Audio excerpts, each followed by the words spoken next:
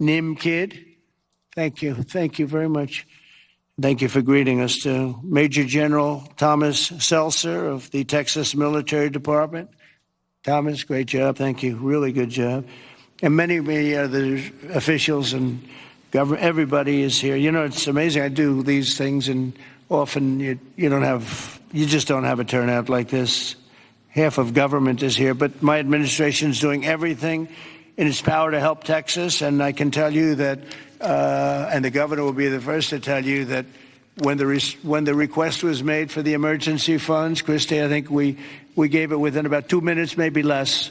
And they had everything they needed, right? Immediately. So we've deployed over 400 first responders and assisted or enabled more than 1,500 rescues.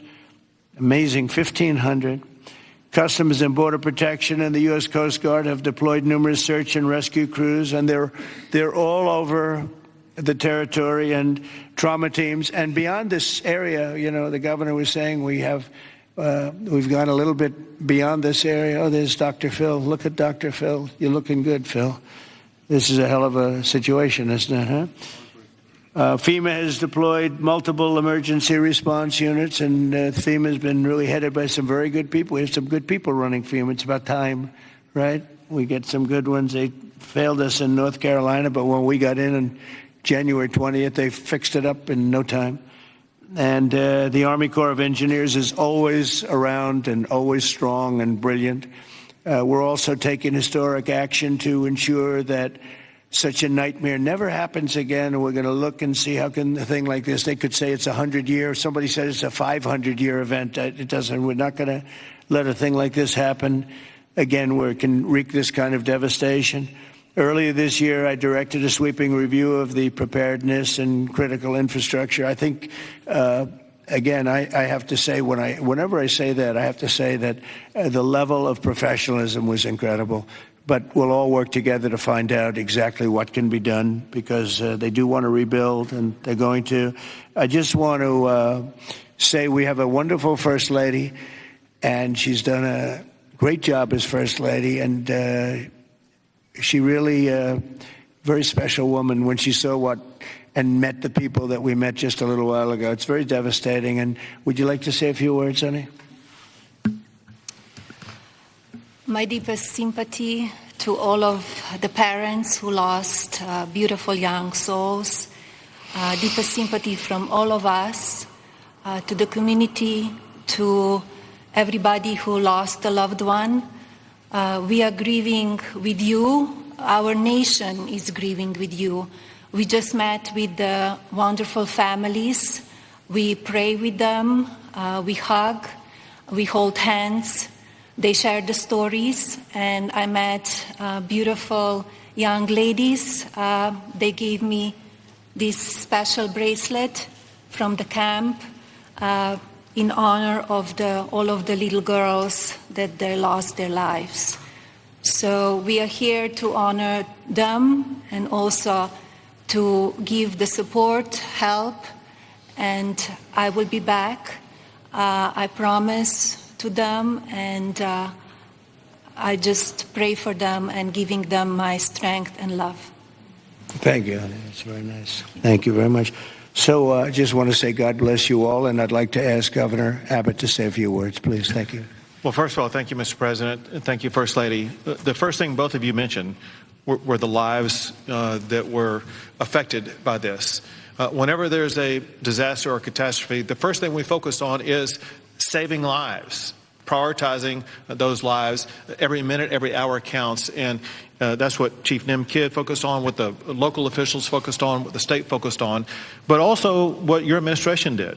On the very day of the flood, you know, the Coast Guard literally saving lives right and left, and we cannot thank you enough for deploying the Coast Guard, deploying the resources, and as you pointed out, immediately, when I made a request for a disaster declaration, you and your administration granted that. This is the fastest that I'm aware of any administration responding so swiftly, so collaboratively, so coordinated as we have in response to this. Thank you for that major disaster declaration. It ensures that we're going to be able to more effectively respond and help rebuild. And let me make one thing clear about the Hunt store. We will rebuild the Hunt store very quickly right here in Hunt, Texas. Thank you, Governor. Also, I too want to thank all the first responders. And we have many of our legislators over here. I want to thank them for stepping up and being here constantly, as well as state officials who join with us. And as we've said before, we remain committed. We're here for the long run. We will maintain our operations to search and find everybody that we can, as well as ensure that we're going to rebuild this community from Hunt to Camp Mystic to Kerrville down below.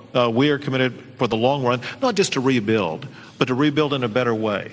I have received a lot of detail, even from the president himself, about ways that we can do a better job in the rebuilding process. And we will put all of that to work. We have a special session beginning in 10 days when we're going to start working legislatively to make sure that we address every challenge that the people of this entire region, including the Central Texas region, make sure we help rebuild the families and communities of all of them. But we would not have been able to do that the way that we have had it not been for you, your commitment to Texas. I know you love Texas, and Texas loves you. We appreciate you showing up, and because of your swift and effective response, we're better positioned to deliver on all those commitments than ever before. Thank you, Governor. That's very nice. Thank you very much. Appreciate it. Christy, would you like to say something? Fantastic job you've done. Well, Mr. President, I just want to thank you for coming and being here today, and to our First Lady as well.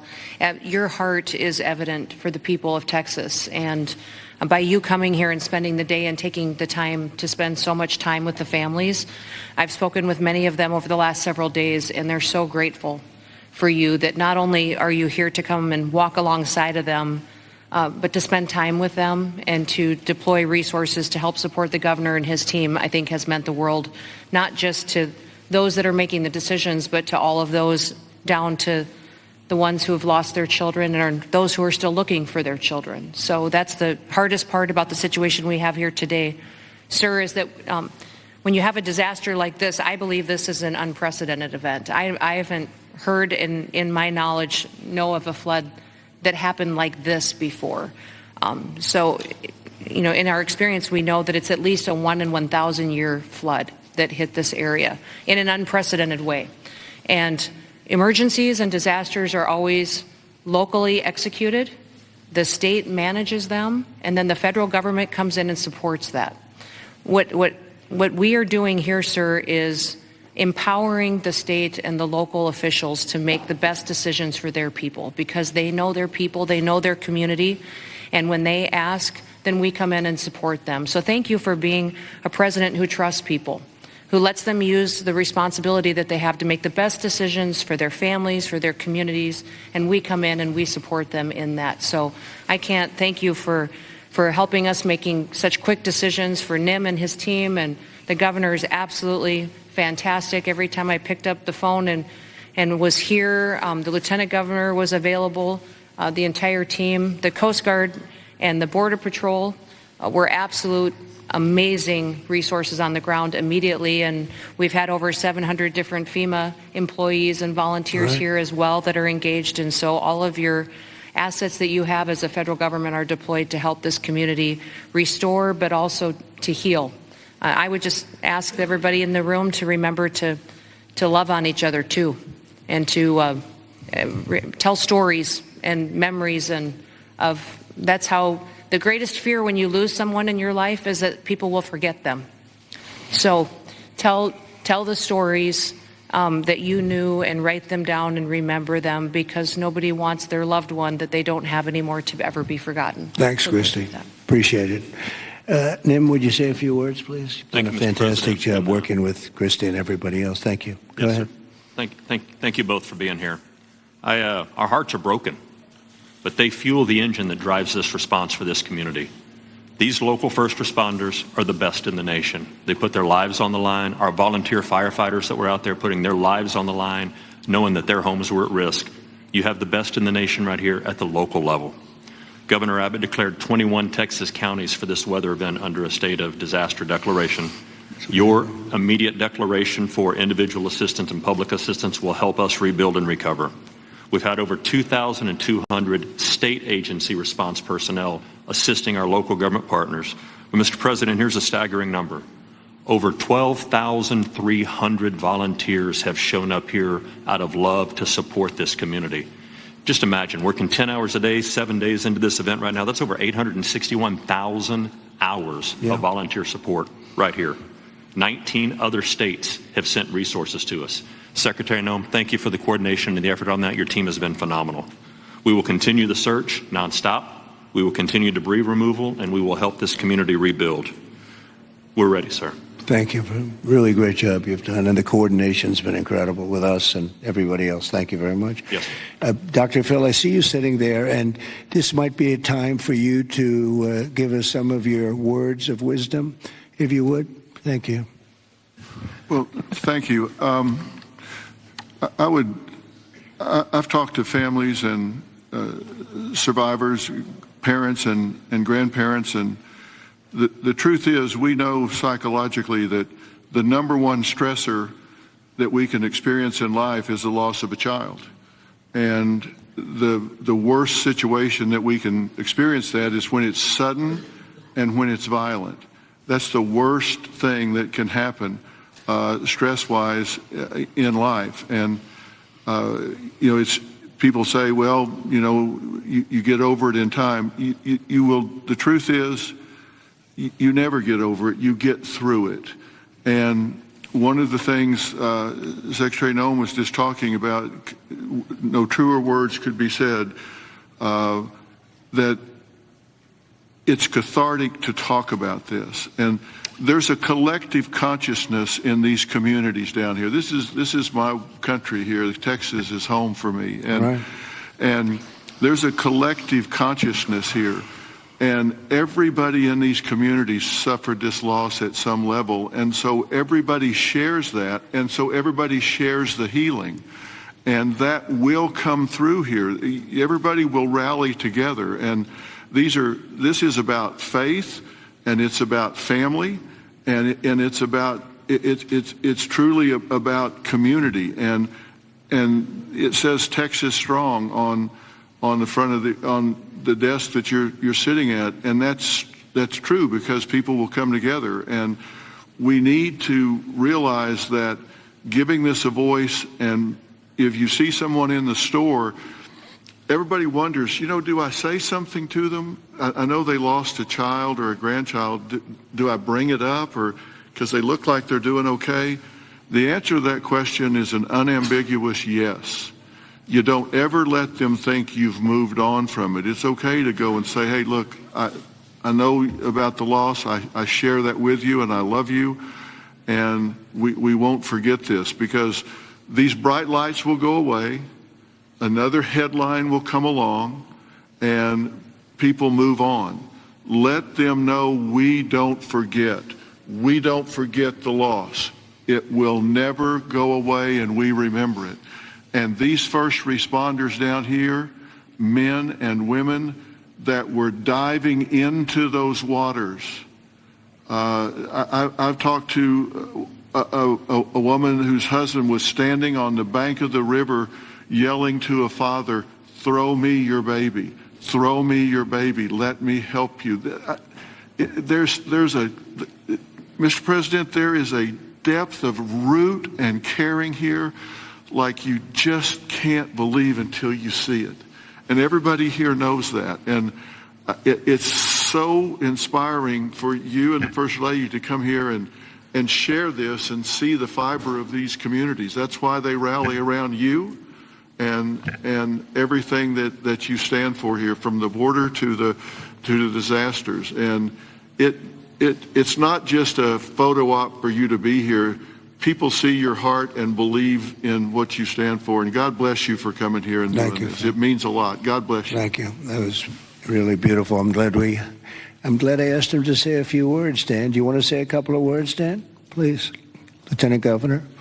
We spoke the morning immediately. You and I talked the very next morning, and he was right there.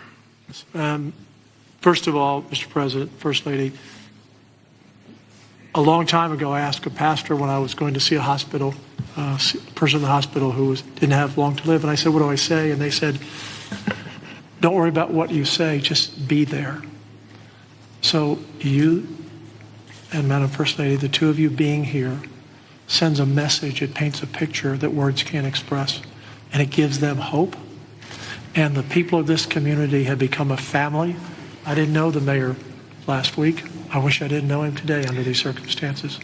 But we've become a family around this room, and it starts with you at the top, down to the governor, down to the statewides, down to the secretary. I mean, Christy Nome coming in, she called Saturday morning and said, the president wants me to be there today. And she came. And so that message is so important. Two things will get us through: our faith, so the people along this river are not standing on the rock of the banks of the river. They're standing on the rock of their faith. And that will get them through the struggles that you talk about. But you and the federal government will help us get through everything, all the debris that has to be taken, all the rebuilding. And I know we can count on you. So from the bottom of my heart, on behalf of all of these families, thank you for being here. You just can't measure how much it means to them. Thank you very much, David. Great job. Appreciate it. Do you want to take a couple of questions, Governor? Would you want to do that? Do you want to? Sure. Is the press going to be respectful of this event, this horrible event, this horrible tragedy? Please, yes. Go ahead, please. Marissa Agmas here with CBS News Texas. Several families we've heard from are obviously upset because they say that those warnings, those alerts didn't go out in time, and they also say that people could have been saved. What do you say to those families? Well, I think everyone did an incredible job under the circumstances. This was, I guess Christy said, a 1 in 500, 1 in 1,000 years. And I just have admiration for the job that everybody did. There was just admiration. The only a bad person would ask a question like that, to be honest with you. I don't know who you are, but only a very evil person would ask a question like that. I think this has been heroism. This has been incredible, really, the job you've all done. It's easy to sit back and say, oh, what could have happened here or there, you know. Maybe we could have done something differently. This was a thing that has never happened before. And nobody's ever seen anything. I've never seen anything like this. I've gone to some real bad ones. I've never seen anything like this. So I admire you, and I consider you heroes and heroine. And I think you've done an amazing job. Brian, go ahead, please. Thank you, Mr. President. If I could ask you, who was the first person to contact you to notify you that this tragedy was unfolding? Probably Christy, but I was notified by a lot, and Chip called also. Chip was here for, he thought it was going to be a little flood. He was going to miss the signing for the big, beautiful bill. And he called to apologize. He said he's going to be delayed because of a little flood, and the little flood turned out to be the biggest flood anyone's ever seen. So Chip but Christy called right away. She was there. I looked the next morning. She was right there on the ball. So I just want to say, as a native Texan, I've received hundreds of messages. I told you that the other day, but I want to tell our representatives that are here in the crowd today, thank you for your response. This is Texas Strong. President Trump, this is America First policy in terms to responding to a tragedy like this. Thank you on behalf of Texas as well. Thank you very much. Well, that's a nice reporter. That's a nice question. But I like his statement even better. Thank you very much, Brian. That's very nice. Yeah, please, go ahead. Great to see you, President Trump. Thank you. Thank you, First Lady Melania, for being here. I'm born and raised in Texas, and there's not a person in our state who hasn't been impacted by this tragedy. But what's been so disheartening recently are these ghouls on the left, like Jasmine Crockett and the left-wing media, who want to point fingers and play partisan games and fundraise off of this crisis. And what I love about Texas is we come together in a crisis across party lines, ideological lines. So what is your message, and maybe Governor Abbott as well, to these folks on the left who are using this to gain partisan points in viral videos? Well, I'll start off by just saying, you know, they've lost their confidence. They've had a tremendous run of bad talent. I don't say bad luck, I say bad talent. And all they want to do is criticize. And I hope we can someday be bipartisan, but all they like to do is criticize. And this way, they're getting just absolutely clobbered because everyone sees what an incredible job the governor did. Everybody in this room, everybody at this table in particular, but everybody in this room did an incredible job. And the public knows it. The public's wise to it. They have their soundbite. They send out a soundbite, and it's supposed to be, you're supposed to say that. And if you don't say that, they throw you out of the party. No, they've lost. Honestly, they've lost their confidence. I see some of the people they're putting forward, and those people will only ruin our nation. Our nation, a year ago, was dead, and it was going down, but it was dead. And now we have the most successful nation anywhere in the world. You take a look.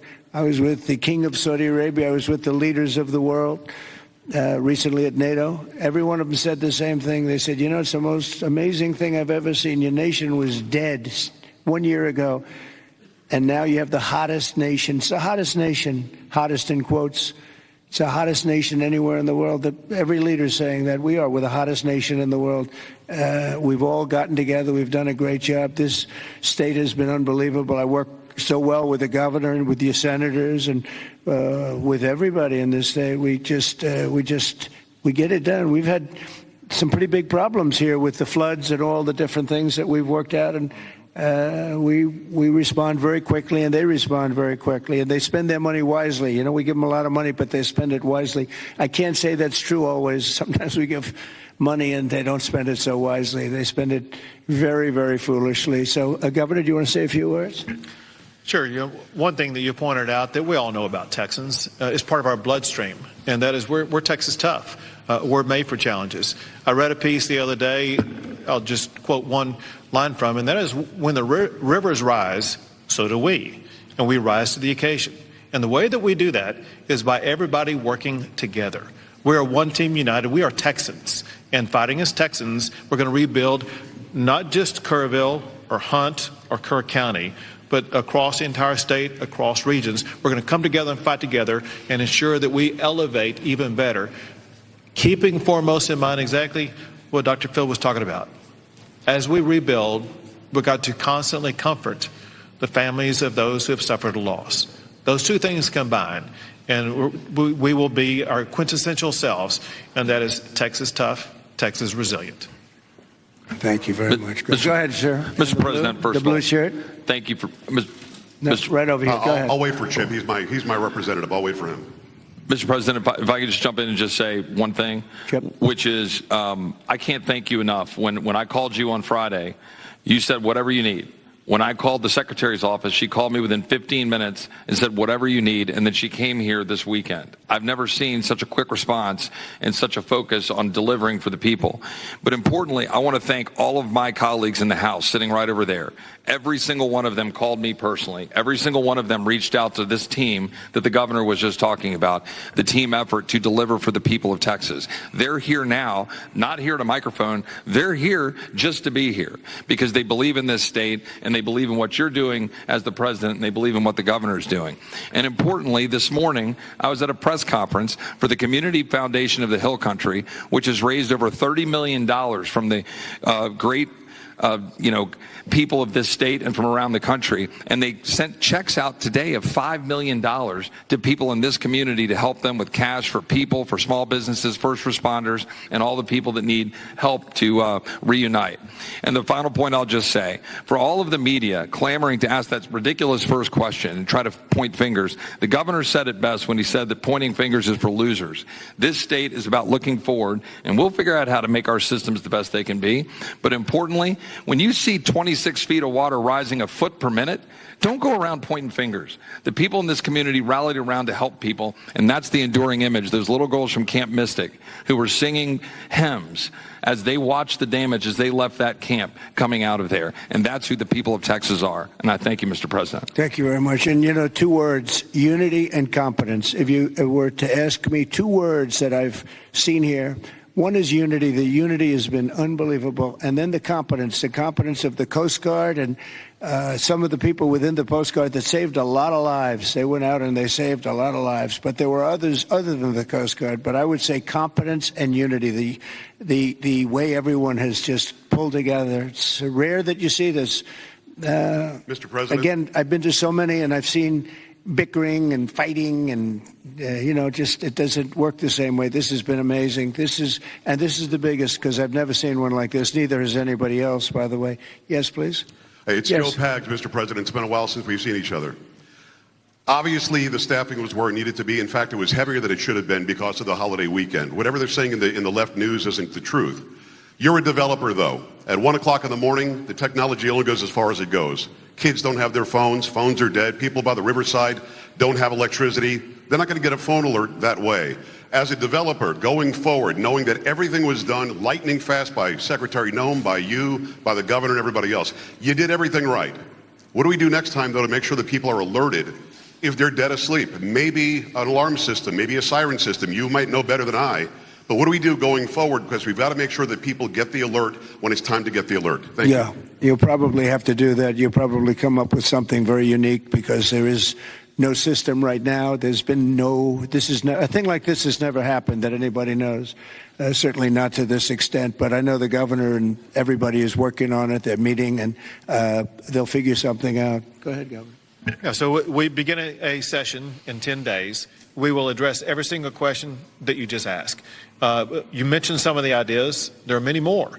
And we want to hear, most importantly, we have to devise a response that's right for this community. And this community has to weigh in, and they need time to be able to convey that to us. But we're going to work on alerts. We're going to work on every single solution to make sure things like this don't happen again, not just in this community, but in other river basins across the state also. So we will work to get it right, and we've jotted down, Joe, every idea that you just mentioned. Ted Cruz, go ahead, please, Ted. Well, Mr. President, I want to say thank you for being here. First Lady, thank you for being here. Where we are right now, the Hill Country, is a very special part of this state. It is universally considered the most beautiful part of the state. You've got rolling hills. You've got these incredible, peaceful, wonderful rivers. The Guadalupe River, just about all of us have been swimming in that river, floating in that river. And one of the things that's really special about Kerr County is there are 40 summer camps here. This is a place where all across Texas our kids go. The governor's daughter came every year to camp here. Both of you know our girls really well. Mm-hmm. Heidi, the week before this flood, was here in Hunt picking up our daughter Catherine from camp. And Camp Mystic, that faced such devastating loss, is an institution in this state. It's 100 years old. Was founded in 1926. And I'll tell you, in Texas, it's not just here that the hurt is felt. It's every part of the state. Houston, Dallas, San Antonio, Austin, West Texas, East Texas. Texans have gone, and what's amazing is you see at the closing ceremonies of these camps, you see multiple generations. You'll see grandmothers and moms and little girls who have all gone to the same camp. And the pain that the state is feeling. And on Monday, I went and walked through Camp Mystic. In the center of the camp is a cabin called the Bubble Inn, where the littlest girls were staying. And in front of the Bubble Inn are right now 17 small white crosses in the ground. And each cross has the name of another little girl who lost her life. And the final cross has the name of Dick Eastland, the camp director who gave his life trying to save his girls. And the water rose in that camp and in that cabin 8 feet high. You can see the water line 8 feet high. It blew the windows out of the cabin and it swept those girls out. I will tell you, I've never seen anything more horrible in my life. And I just sat there crying. I saw Mom and Dad come up to one of those crosses, drop to their knees and kiss that cross. And the mom was weeping. I also want to tell you, and you said this, you talked about unity. The way this community, the way the state is coming together is incredible. There are stories of heroism.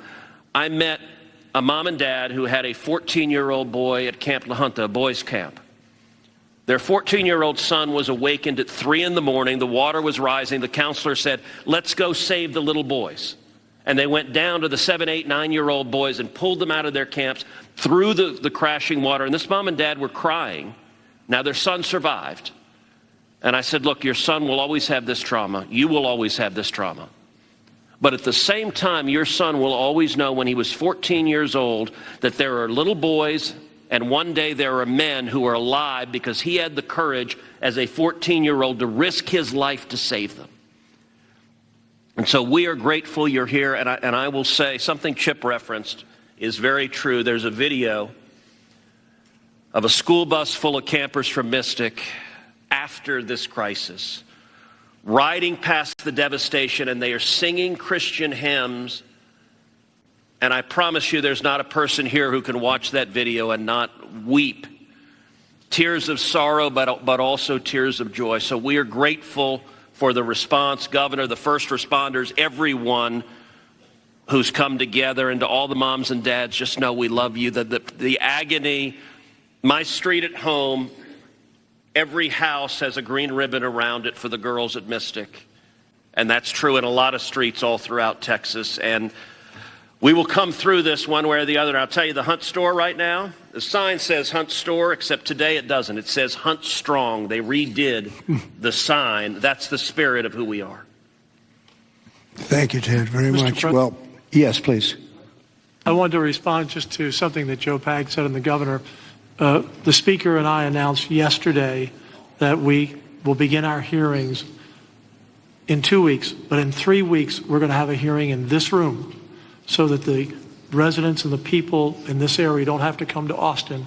We're going to come to them, and we'll stay here as long as it takes to hear their stories and their needs and their wants. So we're going to be here in 3 weeks in this room. Good, Dan. Very good. Well, I just want to thank everybody for coming together, and the word unity again, but I just want to thank you very much. And we'll be helping you from Washington, D.C., like no other president would do. Nobody else would do it. Nobody else would be even get back to you. You know, you're fully funded, as you know. And Christy, I would say they were fully funded within minutes of hearing about this. And, you know, the state of Texas, number one, they do it right, and they've done it right for a long time. And it's, you know, a very special place to me, I will tell you that. Politically, I don't want to say politics, but politically it's been a very special place to me. Our great Secretary of Agriculture, who you've done such a great job, Brooke Rollins, you come from Texas, and I just want to thank you.